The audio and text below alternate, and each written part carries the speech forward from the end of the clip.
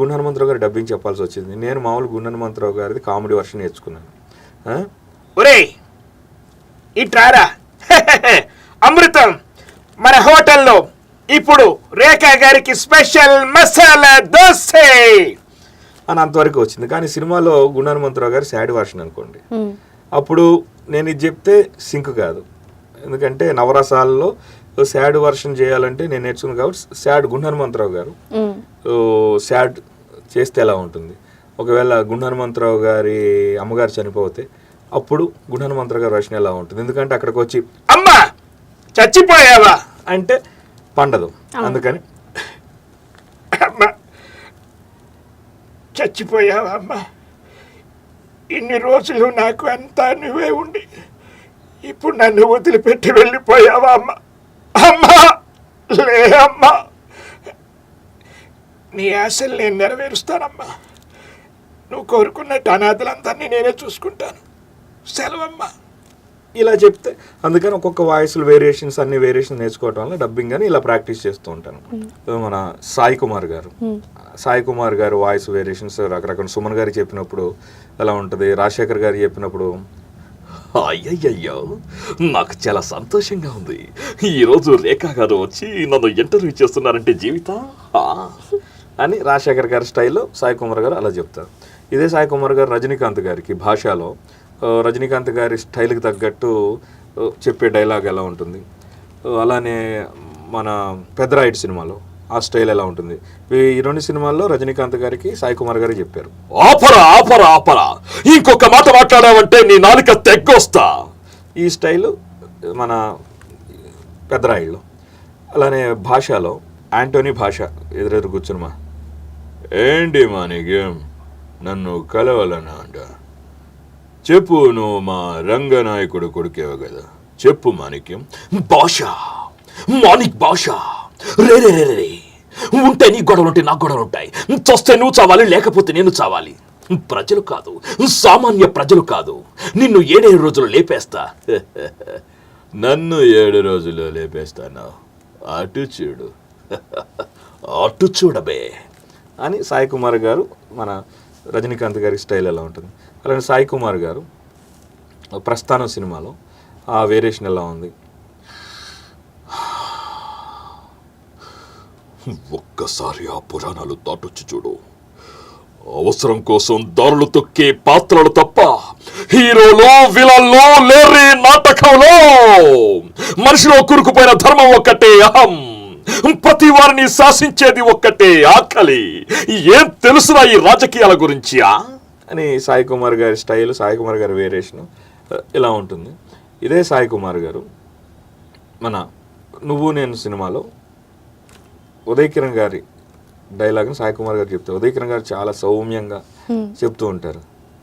చీచి మీ పెద్దోళ్ళు ఉన్నారే, కుళ్ళం గోతున అంటే 1,00,000 కారణాలతో మమ్మల్ని విడదీస్తూ ఉంటారు, రేపు 6 గంటలకి నాకు వసుకు పెళ్ళి. ఇది ఆ స్టైల్ మన సాయి కుమార్ గారు. మీ పెద్దోళ్ళు ఉన్నారు చూడు, కులం గోత్రం అంటూ 1,00,000 కారణాలతో మమ్మల్ని విడదీస్తారు, రేపు 11 గంటలకి నాకు వసుకి పెళ్లి, ఏం రేపు 6 గంటలకి అని ఈ రకరకాల వేరియేషన్తో ఇలా చెప్పుకోవచ్చు. ప్రకాష్ రాజు గారు అన్నాను కాబట్టి ప్రకాష్ రాజు గారి వేరియేషన్స్ అంటే ప్రతి ఒక్క వ్యక్తికి ఏజ్ని బట్టి వాయిస్ చేంజ్ అవుతూ ఉంటుంది. ప్రకాష్ రాజు గారు ఫస్ట్ సుస్వాగతం ఆ టైప్ సినిమాల్లో ప్రకాష్ రాజు గారు వాయిస్లో ఆ వేరియేషన్ ఎలా ఉంది? రాయ్ నీ పేరేమిటి? తెల్ముఖ తెల్మా. తెల్ముఖ తెల్మా, నీ పేరు నాకు నచ్చలేదు, ఎవడా నన్ను మోసం చేయలేరు, ఈ టైప్ ఉంటుంది. ఆ తర్వాత కామెడీ విలన్గా అలానే విలన్గా క్యారెక్టరైజేషన్ చేసేటప్పుడు ఒక్కళ్ళలో స్వప్న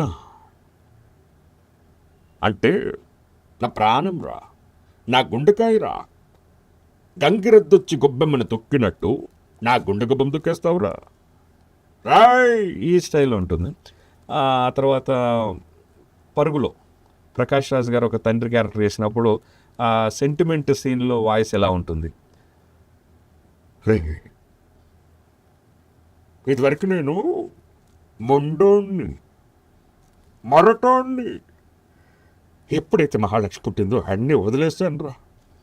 ఎందుకంటే నేను చేసిన నా కూతురు మీదకి రాకూడదని. అట్లాంటిది వాడు ఎవడో గద్దె దగ్గర తీసుకెళ్ళిపోయాడు. మీరేం ఫ్రెండ్స్ అంటే హెల్ప్ చేసేస్తారు. నాకు కావాలని నా కూతురు ఎక్కడో కావాలని తెచ్చారా బంగారు తల్లి, తెచ్చారా నా కూతురుని. ఇప్పుడు S4 మీడియాలోనే ఇక్కడ ఎన్టీ రామారావు గారు ఉన్నారనుకోండి, సీనియర్ ఎన్టీ రామారావు గారు. సీనియర్ ఎన్టీ రామారావు గారిని చాలామంది అనుకుంటారు, అబ్బా ఒకసారి ప్రత్యక్షంగా చూడలేకపోయామే, చూస్తే బాగుండేదే అని. అయితే ఆయన ఎన్నో మంచి పనులు చేశారు ప్రజలకు కానీ, ఒక పక్క యాక్టింగ్ పరంగా కానీ. అయితే ఇన్ కేస్ ఒకవేళ మీకే అవకాశం వస్తే మీరు సీనియర్ ఎన్టీ రామారావు గారిని ఎలా ఇంటర్వ్యూ చేస్తారో మనం ఇప్పుడు చేద్దాం. మీరు రామారావు గారిని ప్రశ్న అడగానే రామారావు గారు మీకు సమాధానం చెప్తారు. తప్పకుండా అండి. నేను ఇప్పుడు రామారావుని యాక్చువల్ జుట్టు ఉంటే రామారావు గారిలాగా ఇలా తీసుకున్నామండి, జుట్టు లేదన్న విషయం మర్చిపోయాను. ఓకే, చెప్పండి. నమస్తే రామారావు గారు, మా S4 మీడియాకి వచ్చినందుకు చాలా చాలా thanks. Thank you very much బంగారు తల్లి. మీ నామధేయము? రేఖ. చిన్నప్పుడు మేము చదువుకునేటప్పుడు అక్షాంశాలు రేఖాంశాలు అని చదువుకున్నాం. ఆ రేఖాంశాలు ఎలా ఉంటాయో మేము చూడలేదు, కానీ మా కనుల ముందురా చందమామలాగా వెలిగిపోతున్న రేఖా గారు మమ్మల్ని ఈరోజు ముఖాముఖి ఇంటర్వ్యూ చేయటం బహుదానందంగా ఉందని మనం చేసుకుంటూ, తర్వాత ప్రశ్న ఏమిటో సంధించండి రేఖా గారు. ఇప్పుడు బాలయ్య బాబు గారు అయితే మీ నట వారసత్వాన్ని నిలబెట్టారు కదా, దాని గురించి మీరు ఎలా ఫీల్ అవుతున్నారు? ఎంతో ఆనందంగా ఫీల్ అవుతున్నా. తెలుగులో ఒక పద్యం ఉంది, ఏమిటంటే పుత్రుడు ఎదిగిన తరువాతే తండ్రికి పుత్రోత్సాహం ఉంటుంది అని. అటువంటి పుత్రోత్సాహాన్ని నేను పొందాను. ఎందుకంటే అప్పట్లో మాతో పాటు కూడా నటించారు.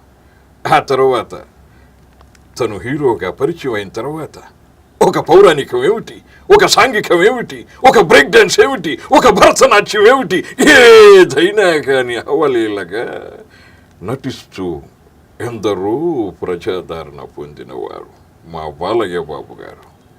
ఒక రాయలసీమ చిత్రం ఏమైనా, ఒక రాజుల సినిమా అయినా, ఒక కామెడీ సినిమా అయినా ఏ పాత్ర అయినా అవలీలగా పరకాయ ప్రవేశం చేస్తున్నాడు. ఈ మధ్య ఎంతో అద్భుతంగా పాటలు కూడా పాడుతున్నాడు మా అబ్బాయి. ఒక గాయకుడిగా, ఒక నటునుడిగా, ఒక ప్రొడ్యూసర్గా, ఒక డైరెక్టర్గా, ఒక సేవాతత్వం కలిగిన హృదయం కలిగిన వ్యక్తిగా ఎందరో పేదలకు బసవతారకం క్యాన్సర్ హాస్పిటల్ ద్వారా సేవ చేస్తున్న మా అబ్బాయిని చూస్తుంటే స్వర్గాన మేము మహదానందంగా ఉన్నాం. రేఖ, ధన్యవాదములు.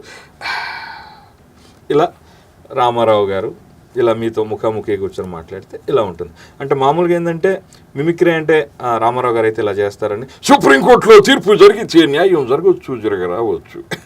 మిస్టర్ ఏమంటావయ్యా?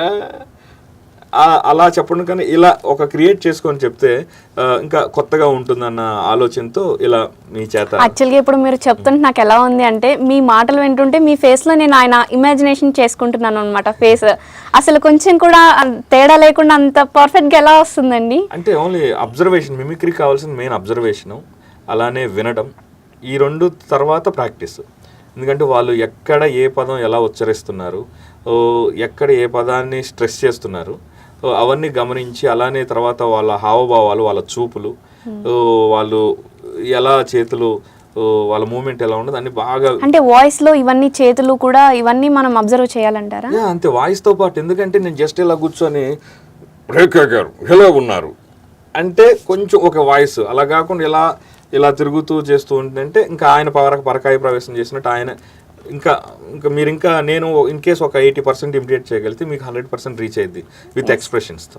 అందుకని నాకు ప్రత్యేకంగా ఇమిటేషన్ రాజు అని పేరు వచ్చిందనమాట. అంటే ఏ యాక్టర్ మాట్లాడినా కానీ వాళ్ళ ఎక్స్ప్రెషన్స్తో, వాళ్ళ బాడీ లాంగ్వేజ్తో మీరు మాట్లాడతారని చెప్పేసి. ఓకే.